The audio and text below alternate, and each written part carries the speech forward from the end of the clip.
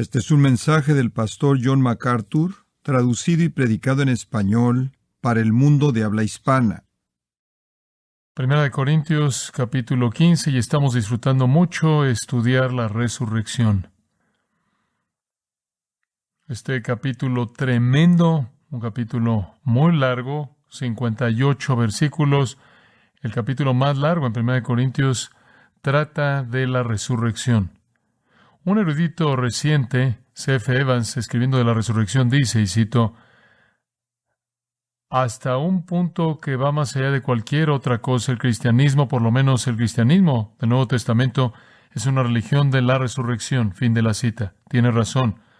John Locke, el filósofo inglés famoso, dijo, y cito, la resurrección de nuestro Salvador verdaderamente es de gran importancia en el cristianismo, tan grande que su ser o no ser el Mesías depende de ella. Fin de la cita. Ahora, esas dos afirmaciones simplemente enfatizan dos puntos que quiero que recuerde. El cristianismo depende de la resurrección y la naturaleza de Mesías, el señorío de Cristo, depende de la resurrección. Es la piedra angular de la verdad cristiana. Es tan importante para la base del cristianismo, para las afirmaciones de Jesús, que yo añadiría, y al destino de toda alma humana, la resurrección es el sine qua non de la historia. Tiene el impacto más grande de cualquier cosa en el destino humano, como también el plan divino. Y entonces estudiamos la resurrección con gran emoción y expectativa. Y sabe una cosa, es fabuloso estudiarla hoy día porque hay un nuevo interés en la vida después de la muerte y un nuevo interés en la muerte. De hecho, Psicología Hoy, en la edición de septiembre, dijo, la muerte ahora está de moda. En otras palabras, es un tema del que usted puede hablar hoy día. Es algo de lo que la gente está hablando. Una encuesta reciente reportó que el 73% de los estadounidenses creen fuertemente en la vida después de la muerte.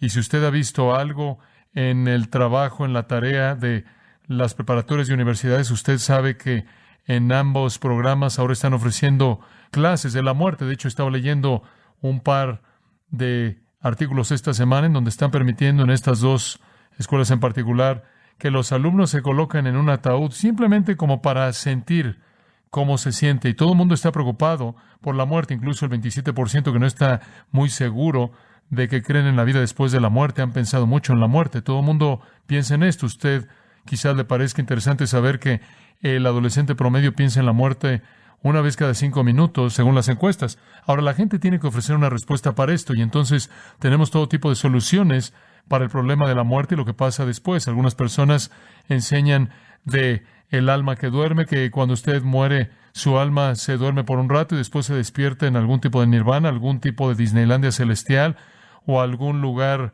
de recreación o lo que sea, después de que su alma ha dormido por un tiempo. Hay otros que creen en lo que se llama término. Y esa es la postura materialista, que cuando usted muere, usted regresa al polvo. Olvídelo. Se acabó, se apagan las luces, extinción. Hay otros que creen en lo que se llama reencarnación, la cual yo prefiero llamar reciclar. Ahí es donde usted simplemente se sintoniza y usted regresa como algo más. Y después hay otros que enseñan lo que filosóficamente es conocido como la filosofía de la absorción, lo que los griegos creían, rodeando a la iglesia cristiana, que todo el mundo tiene en sí una chispa de la deidad, y cuando el cuerpo moría, la chispa regresaba al fuego grande que es Dios. En otras palabras, usted es absorbido de regreso a la mente divina. Esto es lo que los hindús creen y los budistas también. Creen que usted es absorbido de regreso a la mente divina. Usted pierde su personalidad, usted pierde su individualidad, usted deja de existir, y si usted es afortunado, usted es reciclado más tarde como alguien más. Pero la postura de la absorción, la postura de la reencarnación, la postura de la extinción, todas involucran la pérdida de la persona, todas involucran la extinción de la personalidad, todas involucran el fin de usted para siempre. Pero la Biblia enseña que viviremos para siempre y usted vivirá para siempre como usted, y eso es diferente de la mayoría de las filosofías humanas. Ahora, no me puedo emocionar demasiado por la reencarnación. Quiero verme como yo, como Dios puede volverme a ser para su reino. No me puedo emocionar demasiado por la extinción tampoco. Eso hace que todo parezca tan inútil. Y mucho menos me puedo emocionar por la absorción, regresar a algún tipo de neblina sobrenatural. Algunas personas se emocionan por eso. Usted no creería en la retórica acerca de ser absorbido de regreso en alguna deidad. Leslie Weatherhead escribe, simplemente escuche esto, ¿Importaría si yo fuera perdida como una gota de agua en el océano, si fuera una partícula que brilla en alguna ola gloriosa que irrumpió en el esplendor absoluto, en belleza perfecta, en las costas de algún mar eterno? Se oye bastante mojado para mí. No queremos perder nuestra identidad. La Biblia dice que el alma del hombre es eterna, y la Biblia añade también que el cuerpo del hombre va a volver a ser hecho de una manera inmortal. Escuche, somos personas únicas y seremos nosotros para siempre de una manera única. Sin embargo, con algunas modificaciones maravillosas que nos equiparán para el reino maravilloso de Dios. Ahora, ese es exactamente el mensaje de 1 Corintios 15, porque los griegos estaban enseñando la absorción, que usted, en cierta manera, solo regresaba, usted era una gota en el mar eterno. Y los cristianos vinieron y el mensaje del Evangelio era que usted sería resucitado corporalmente, pero algunas de las filosofías de Corinto comenzaron a infiltrarse en la iglesia corintia y poco después había una multitud de cristianos corintios que estaban negando la resurrección corporal. Estaban diciendo, muy bien, creemos en la inmortalidad del alma, pero no vamos a creer en el asunto del cuerpo. Creemos en la idea de que el alma seguirá para siempre, pero no pegada al cuerpo en una personalidad excepcional. Y Pablo está escribiendo el capítulo 15 para tratar de corregirlos en el hecho de que deben creer en la inmortalidad no solo del alma, sino de un cuerpo glorificado que permite que una persona continúe siendo una persona para siempre. La misma persona que era, nada más que cambiada de manera maravillosa, cambiada sin pecado por la vida de resurrección. Y entonces el mensaje de 1 Corintios 15 no es la inmortalidad del alma, es la inmortalidad de un cuerpo glorificado. Eso es de lo que quiere Pablo hablar. Los griegos estaban negando la resurrección corporal, estaban negando la resurrección física, estaban negando la resurrección literal. Negaban que usted era una persona única confinada a un cuerpo glorificado. Eso es lo que no creían. Y eso es lo que la iglesia en Corinto comenzó a cuestionar. Y eso es lo que Pablo responde. Y como le dije la última vez, la manera en la que él lo aborda es esta. Él comienza con los primeros 11 versículos de la resurrección de Cristo. Y él dice, miren, ya creemos que Jesús resucitó literalmente, físicamente, corporalmente de la tumba. Todos creemos eso. Ese es el Evangelio, todos lo creemos. Ahora, si ya creen que Jesús resucitó literalmente, físicamente de la tumba, entonces, ¿por qué tienen un problema creyendo eso para su resurrección? Ese es todo su argumento. Si Cristo resucitó, entonces Él es las primicias de los que durmieron y nosotros también resucitaremos. Y en 1 Juan 3 dice, ¿seremos qué? Como Él. Ahora, el mensaje de Pablo es muy simple. Él quiere que acepten la resurrección corporal, la cual no aceptan. Entonces él comienza en un punto en común, lo cual aceptan. Esto es la resurrección corporal de Cristo. Y él usa eso como la premisa sobre la cual él va a postular la resurrección de ellos.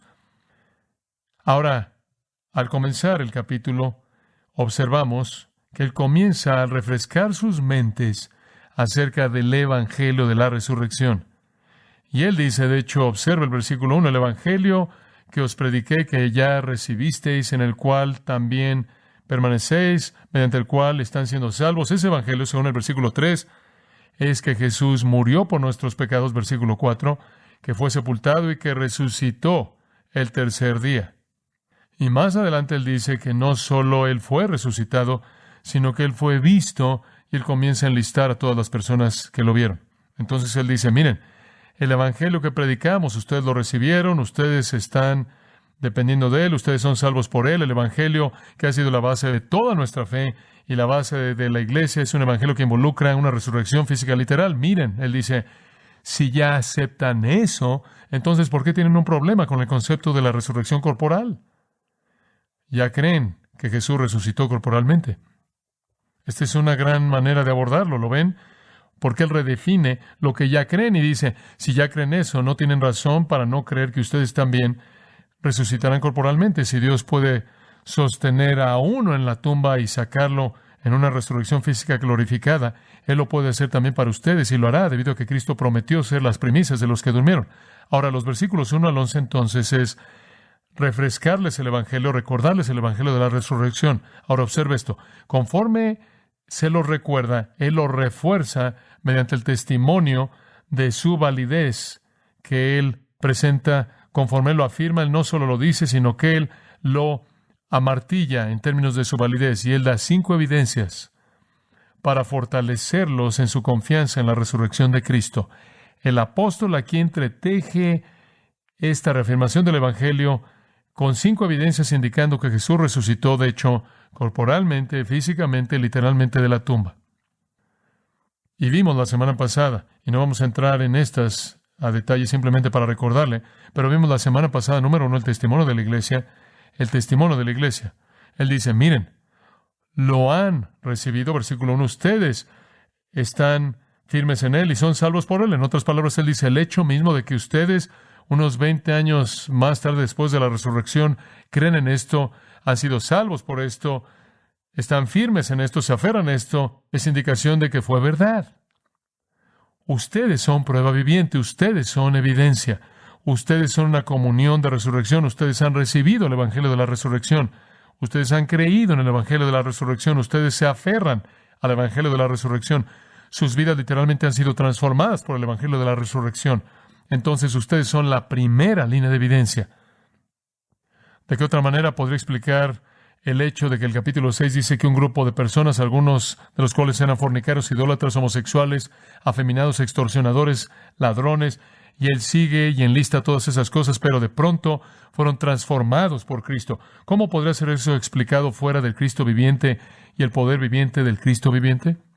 El hecho de que ustedes lo creen y están a tan solo 20 años de distancia, el hecho de que tienen confianza en que sucedió y están así de cerca, es indicación suficiente de que es verdad. Y ha sido evidencia a lo largo de la historia. La existencia de la iglesia ha sido evidencia de eso, de hecho del Evangelio de la resurrección, de que es verdad. Observe a la iglesia. ¿Acaso todo esto habría sucedido si fuera una mentira? Ciertamente la existencia misma de los corintios mostraba la evidencia de la validez de la resurrección. El Cristo viviente había edificado esa iglesia. Número 2. La segunda línea de evidencia que vimos la semana pasada fue el testimonio de las Escrituras.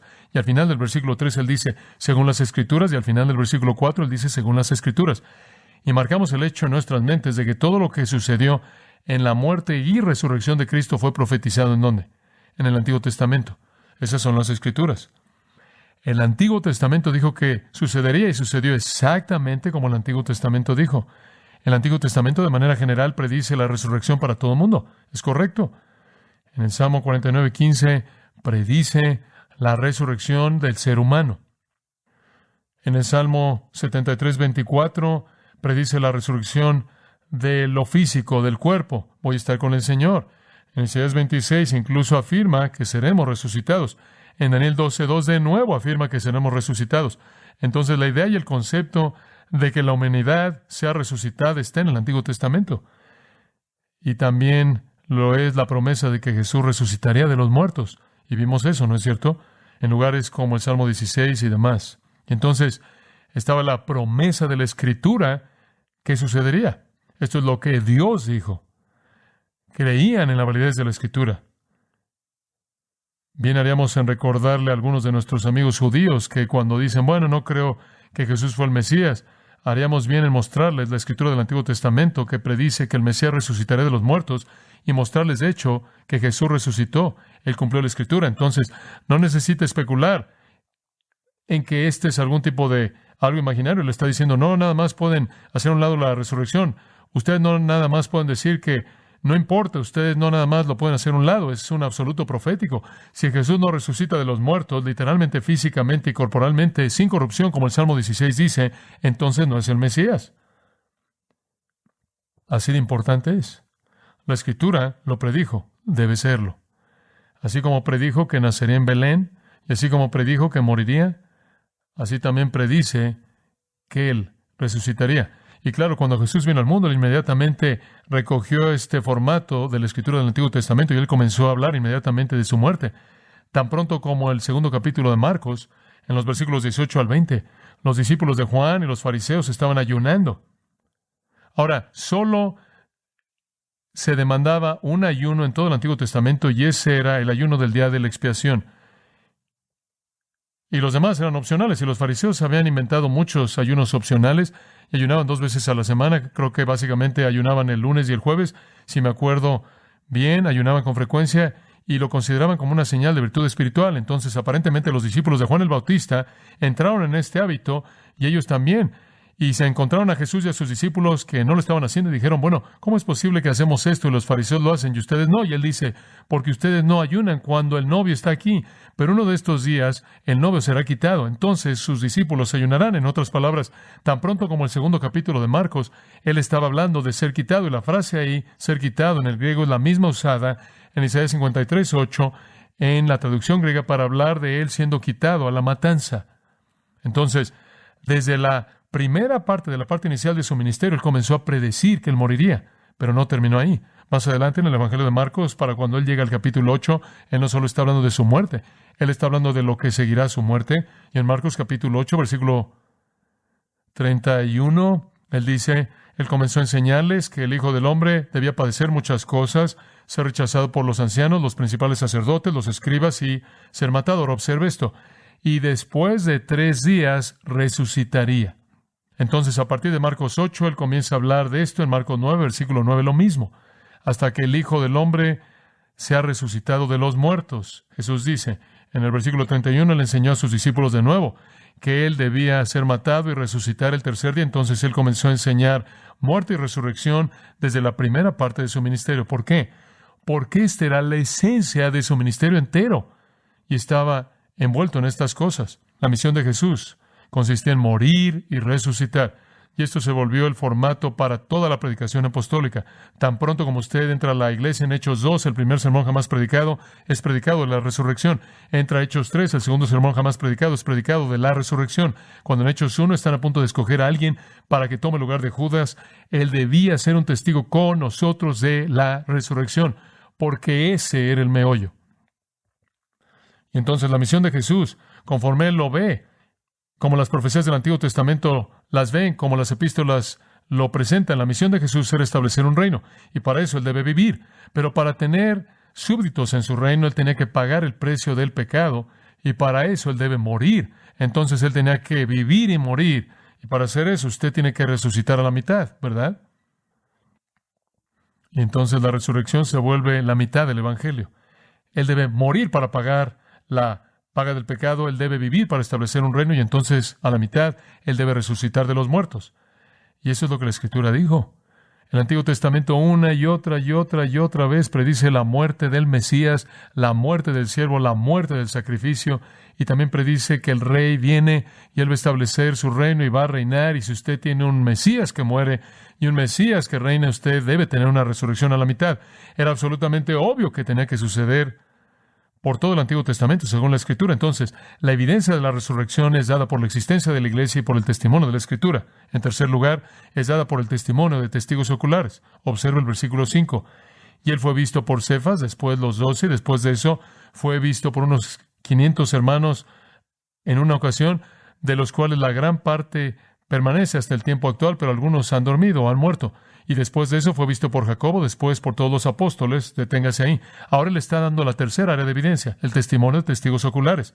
Las cortes humanas en la actualidad, las cortes humanas por toda la historia, prácticamente han dependido en sus decisiones en base a testigos oculares donde es posible. Ese es el tipo de evidencia más fuerte, y especialmente en donde usted tiene hombres y mujeres inteligentes, competentes, con integridad real, dando el testimonio. Esa es evidencia muy fuerte. Entonces, Pablo apela a eso. Le está diciendo, en caso de que tengan dudas acerca de la resurrección corporal de Cristo, permítanme decirles de los más de 500 personas que lo vieron. Un abogado llamado Sir Edward Clark dijo, y cito, como un abogado, he realizado un estudio prolongado de las evidencias para los acontecimientos del primer día de la Pascua. Para mí, la evidencia es contundente. Y una y otra vez, en la corte más alta, he asegurado el veredicto en base a la evidencia no tan contundente. La inferencia sigue a la evidencia y un testigo veraz es su objetivo. La evidencia del Evangelio para la resurrección es de esta clase, y como abogado la acepto sin reservas como el testimonio de hombres veraces de hechos que pueden sustanciar. Fin de la cita.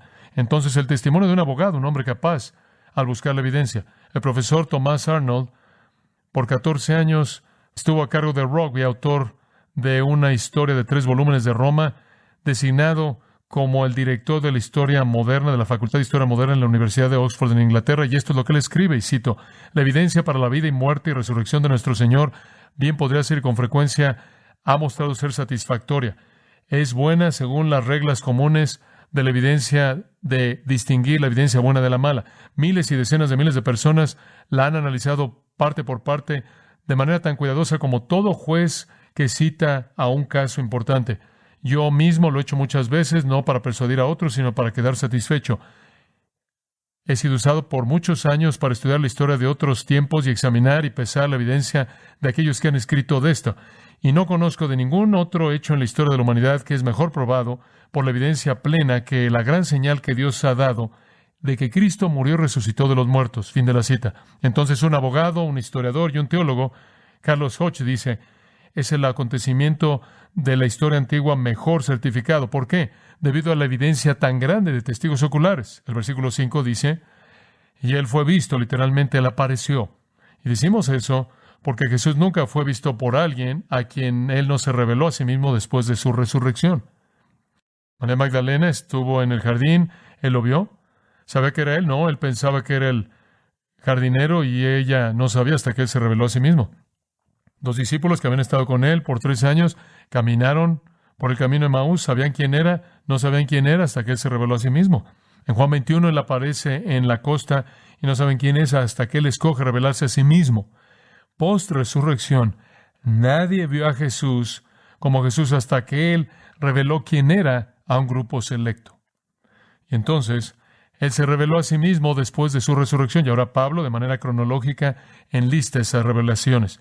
Incidentalmente, debido a que este es el registro más antiguo de la resurrección, escrito incluso antes de cualquiera de los evangelios, esto nos ayuda a entender quiénes fueron los testigos oculares que lo vieron. Número 1 fue Cefas, y eso es arameo para roca. Griego para roca es ¿qué? Pedro. Y Lucas 24:34, cuando en el camino a Emaús los discípulos vinieron, reportaron a todo el resto de la gente que él fue visto por Simón. En algún punto, después de que Jesús salió de la tumba, él fue a Pedro. Dice usted, ¿por qué hizo eso? Pedro era un cobarde, no merecía nada. ¿Por qué no fue con el maravilloso, querido, amado y fiel Juan, uno de los otros discípulos? ¿Por qué fue con Pedro, el discípulo que lo negó? Bueno, no sé si puedo dar una respuesta exacta, pero tengo algunas ideas. Número 1, creo que Dios quería enfatizar lo que la gracia es, y lo que el amor es, y lo que el perdón es. ¿Y no le da gusto a usted que Él escoge a las personas indignas? No. ¿Está feliz por eso? Yo sí. Jesús necesitaba a Pedro para un ministerio estratégico. Como puede ver, Él puede usar a varas torcidas, como también a las que están derechas. Y Él fue a Pedro porque necesitaba a Pedro, y después de todo, Pedro lo había negado. ¿Pero qué hizo inmediatamente después de que lo negó?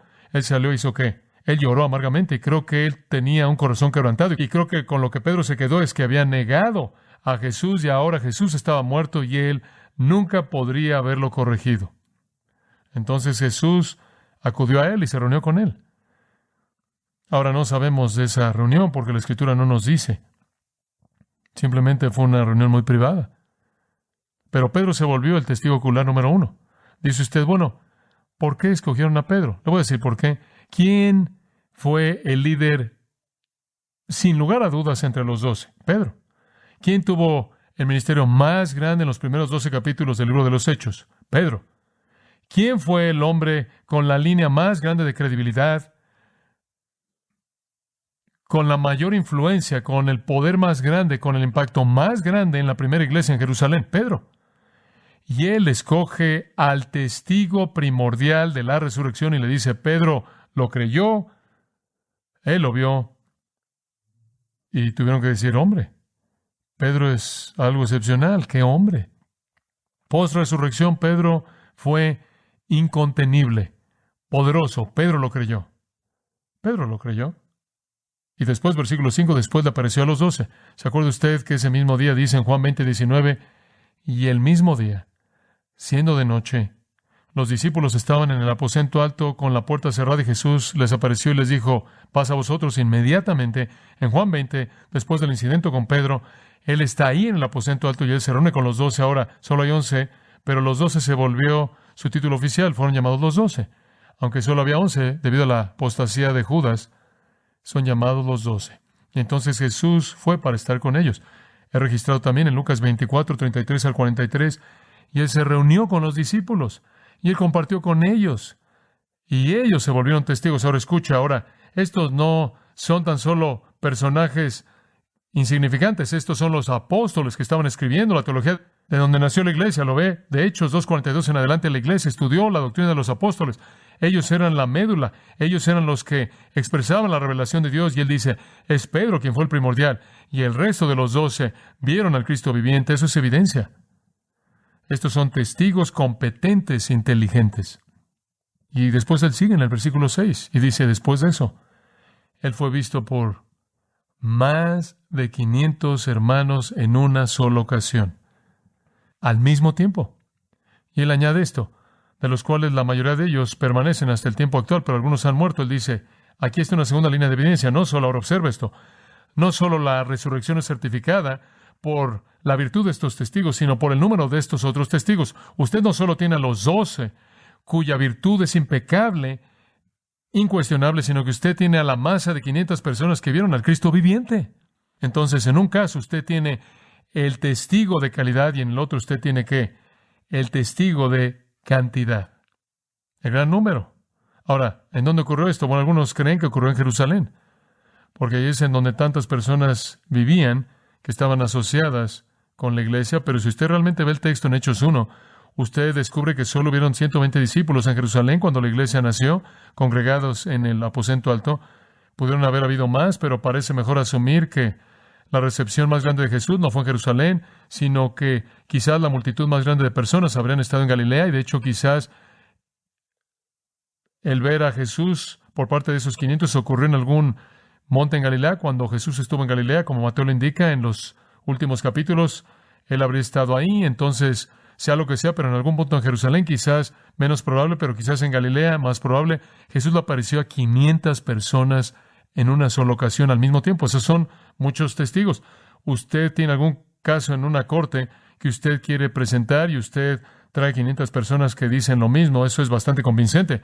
Digo, lo único que necesitaba, según la ley del Antiguo Testamento, era para que algo fuera confirmado, fuera por boca de ¿qué?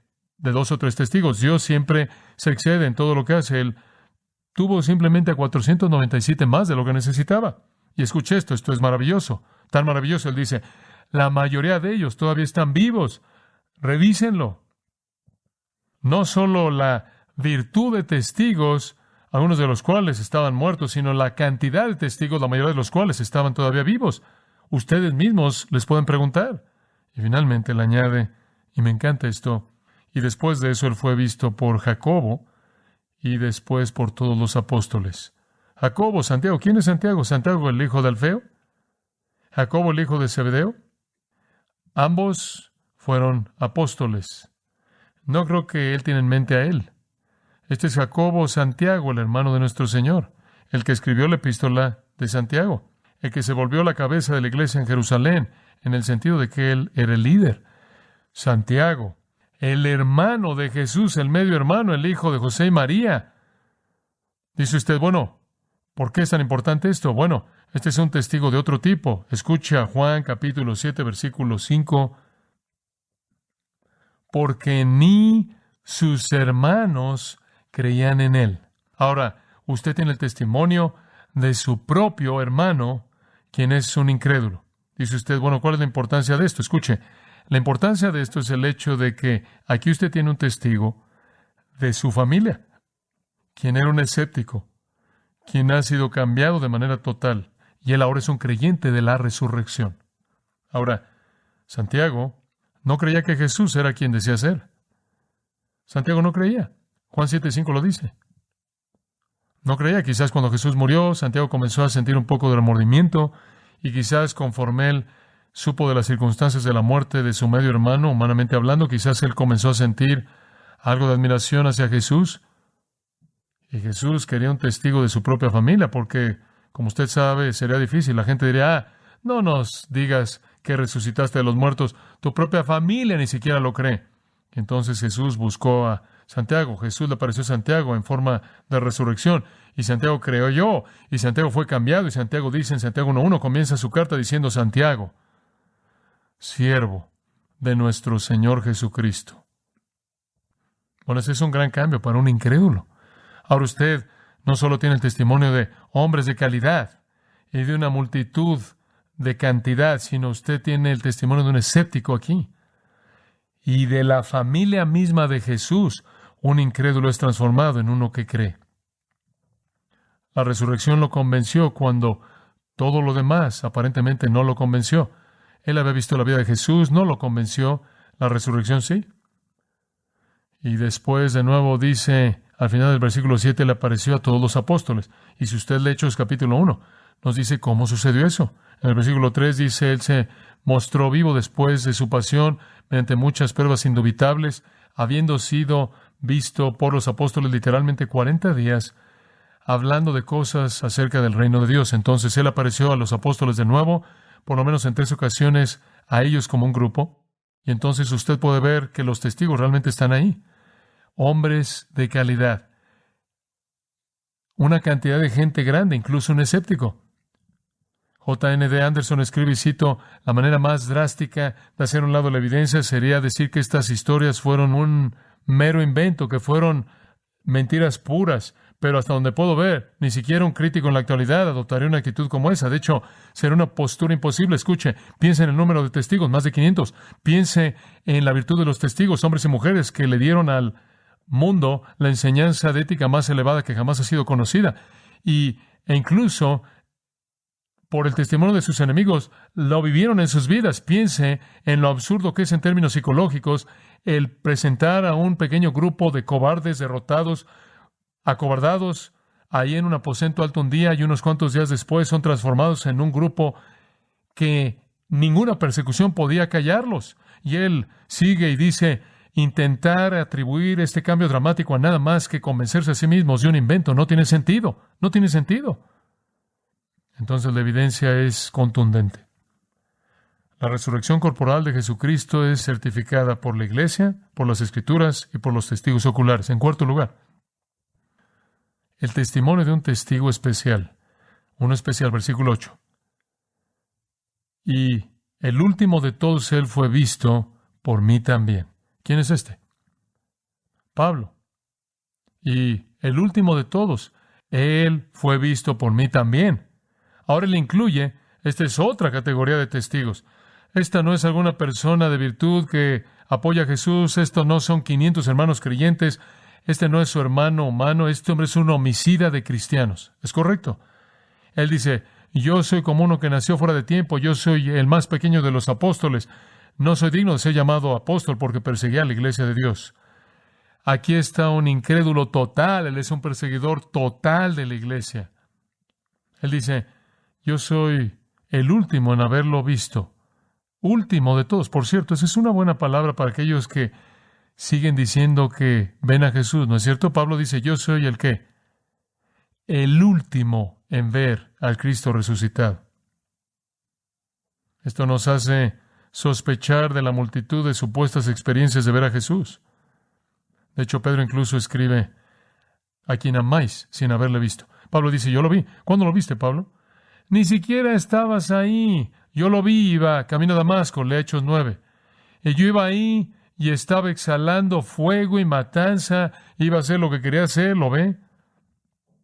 Y de pronto terminé en el polvo, y ahí enfrente de mí estaba el Cristo resucitado, glorioso, refulgente, y le dije, Señor, ¿qué quieres que haga? Pablo lo vio. Él lo vio, y él fue tan brillante, él lo cegó.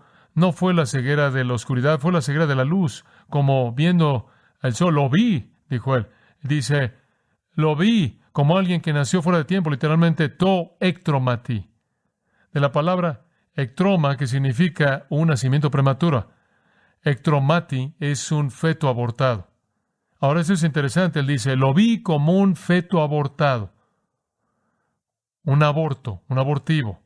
¿Qué está diciendo? Bueno, parece sugerir inicialmente la palabra griega que él nació demasiado pronto, pero el hecho es que en relación a los 12 apóstoles, él no nació demasiado pronto, sino que él nació, ¿qué? Demasiado tarde. Bueno, ¿cómo explica usted eso? Bueno, quizás la palabra griega puede implicar eso. Algunos comentaristas piensan que la palabra griega simplemente significa un nacimiento fuera de tiempo, lo cual significa que él pudo haber nacido demasiado pronto o demasiado tarde.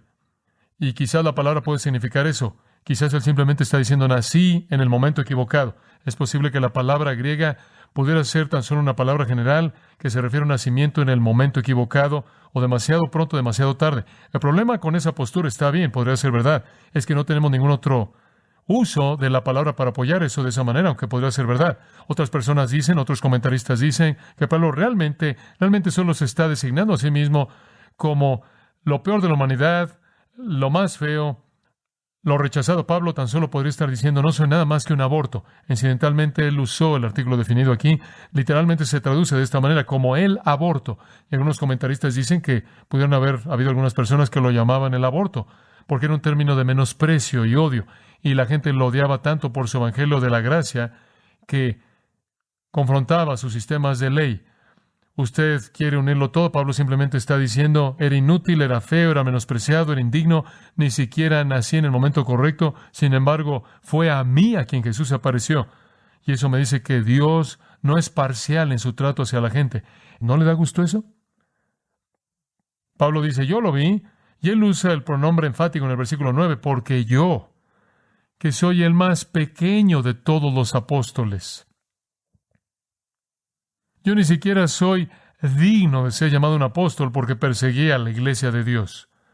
¿Puede imaginarse usted que a lo largo de la vida de ese hombre querido en su mente, él vio las visiones regresando a su mente de la gente que había perseguido porque amaban a Jesucristo? Todos eran sus hermanos. Y en un tiempo él los había matado. Yo no merecía eso. Él dijo, el menor de todos. Versículo 10. Pero por la gracia de Dios soy lo que soy. Y su gracia que me fue concedida no fue en vano. Amados, siempre es por la gracia de Dios que somos lo que somos, ¿no es cierto? Si usted es salvo es por su gracia. Es lo que Pablo dice. Fue algo soberano. Fue inmerecido. Yo iba a matar a los cristianos y lo que supe es que Jesús vino y me apareció y me cambió y me hizo un apóstol y no lo puedo creer. Era la escoria, dice él. Como la historia antigua de Mel Trotter que me encanta tanto. Mel era un borracho y cuando su hija pequeña de 3 años de edad murió por no ser alimentada porque él nunca le compraba alimento, él se gastaba todo su dinero en el alcohol. Él quitó la ropa del cuerpo de ella y las llevó a una tienda. Su esposa le puso la ropa para el funeral y él robó la ropa y la vendió para que pudiera comprar alcohol. Dejó a su hija muerta y desnuda. Mel Trotter se encontró con una misión y encontró a Jesucristo y se volvió uno de los evangelistas más grandes que Estados Unidos jamás conoció. Dios no es parcial en su trato hacia la gente. Él escoge a la escoria y él escogió a una escoria llamado el apóstol Pablo y lo convirtió en el apóstol más grande. Y él dice aquí, su gracia me fue concedida a mí, no fue que en vano. ¿Sabe usted lo que es hermoso en eso? Pablo no solo aceptó la salvación, él entregó su vida para cumplir la voluntad de Dios. Y sabe una cosa, usted tiene que preguntarse a veces si algunas veces la gracia de Dios quizás en cierta manera no es en vano porque alguien se salva y después en cierta manera se vuelve un tibio espiritual, nunca hace nada. Pablo no fue así, y alguien podrá decir, bueno, sí, la resurrección pasó, todas ustedes personas seguro, los apóstoles lo creerían seguro, 500 lo creerían seguro. Santiago, su hermano, tenía un interés ahí, probablemente amaba a su hermano humanamente y hombre, él realmente quería creerlo, pero, bueno, escuchen esto, ¿qué va a hacer usted con este hombre que no creía nada? Y le pasó, él vio a Cristo antes de que él creyera y despedazó su vida. Es difícil para los escépticos tratar con Pablo. Y entonces él dice, tampoco fue en vano, pero yo trabajé mucho más abundante que el resto de los apóstoles. Sin embargo, no fui yo, sino la gracia de Dios conmigo. Copiao, trabajé al punto del agotamiento. Y Dios dio más fruto abundante a mí que a cualquier otra persona, dice él. Y no fui yo, fue Dios. Él no está exaltando su trabajo duro. Él está diciendo, trabajé duro. Y hubo una respuesta más abundante conforme la gracia de Dios operó. Es la idea de resultados. En más abundante en lugar de esfuerzo. La gracia de Dios lo hizo. ¿Cómo convierte usted un hombre que va a matar a cristianos en el apóstol más grande que jamás vivió? ¿Cómo toma a alguien usted que está haciendo todo lo que puede por destruir a la iglesia y convertirlo en el promotor más grande de la iglesia que jamás vivió. Solo hay una cosa que lo pudo hacer. Él vio al Cristo viviente. Eso lo hizo. Y hay una evidencia final. El testimonio de la iglesia, el testimonio del Antiguo Testamento, el testimonio de testigos oculares, el testimonio de un testigo muy especial y finalmente el testimonio del mensaje común. Versículo 11, por tanto, sean ellos o yo, sea yo o los otros apóstoles, así predicamos y así creísteis. ¿Qué está diciendo él? Él está diciendo esto. Todos estamos predicando el mismo mensaje. Todos estamos creyendo el mismo evangelio. Y es un evangelio de resurrección. Entonces predicamos la resurrección. Y entonces creen en la resurrección. Sea Pablo, Pedro, los 12, Santiago, o sea quien sea, todo es la misma proclamación. Y sea Corinto, Galacia, o Éfeso, Colosas, o en cualquier otro lugar, todos creemos lo mismo. ¿Ve usted el impacto de eso? Escuche, uno de los testimonios más grandes de la resurrección es la unidad, la uniformidad de la fe en común de la primera iglesia. ¿No vieron unos cuantos por aquí que creían en la resurrección y un pequeño segmento por acá que no? Eso es algo nuevo. Eso es algo nuevo. Solo ha sido en la época del escéptico que de pronto tenemos a una parte de la iglesia, que es la iglesia que cree en la resurrección, y otra llamada supuestamente iglesia cristiana que la niega. Eso es nuevo. Pablo dice, al principio todos lo creíamos. Y si todas la creímos, y si todos creemos que Jesús resucitó y todos creemos en una resurrección corporal, entonces vaya al versículo 12 y vea cómo se mueve su argumento. Ahora, si Cristo es predicado por todos nosotros que resucitó de los muertos, ¿cómo es posible que algunos están diciendo que no hay resurrección de los muertos? Y ahora le está entrando la segunda parte de su argumento, al cual entraremos la próxima semana. Si ya han aceptado la resurrección de Cristo corporal, ¿cuál es el problema con el concepto de resurrección corporal? Ahora observe esto. Regresa al versículo 8 y voy a cerrar. Hay tres grandes implicaciones del Evangelio aquí para nosotros. Y quiero que entienda esto conforme cerramos. Implicación número 1. Cuando usted oye el Evangelio de la resurrección, lo primero que debería suceder es un reconocimiento de pecado. Y el último de todos fue visto por mí como un abortivo, el último, el más pequeño de todos los apóstoles, no digno de ser llamado apóstol porque perseguía a la iglesia de Dios. La primera implicación que el Evangelio tuvo en la vida de Pablo, cuando él vio a Jesús, él reconoció que él era un pecador. En segundo lugar, no solo un reconocimiento de pecado, sino en segundo lugar una revolución de persona. La segunda implicación del Evangelio en el versículo 10, pero por la gracia de Dios yo soy lo que soy y su gracia que me fue concedida no fue en vano. En otras palabras, él fue cambiado, él fue transformado milagrosamente. La primera implicación del Evangelio es un reconocimiento de pecado. La segunda es una revolución de la persona. La tercera es una redirección de la energía. Y entonces trabajé más abundante que todos ellos, mas no yo, sino la gracia de Dios en mí. Escuchen, amados. Cuando ustedes oyen el Evangelio de la resurrección, número 1, usted debe responder con un sentido de pecaminosidad. Número 2, debe volverse a Jesucristo, al Cristo viviente, por una revolución de su persona. Y número 3, usted debe estar ansioso por ver una redirección de energía para que a partir de ese punto su vida sea entregado no para que la gracia sea en vana, sino para que la gracia cumpla su plan. Su vida es entregada en un compromiso total para dar fruto para su gloria. Espero que la verdad de la resurrección tenga esas implicaciones para usted. Oremos. Gracias, Padre, por el tiempo que compartimos, por el mensaje de la palabra de Dios. Gracias por la resurrección.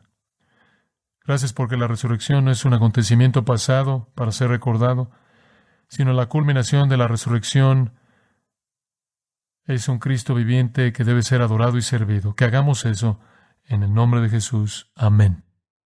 Usted ha escuchado a John MacArthur, maestro bíblico de gracia a vosotros. Para más información y acceso gratuito a todos los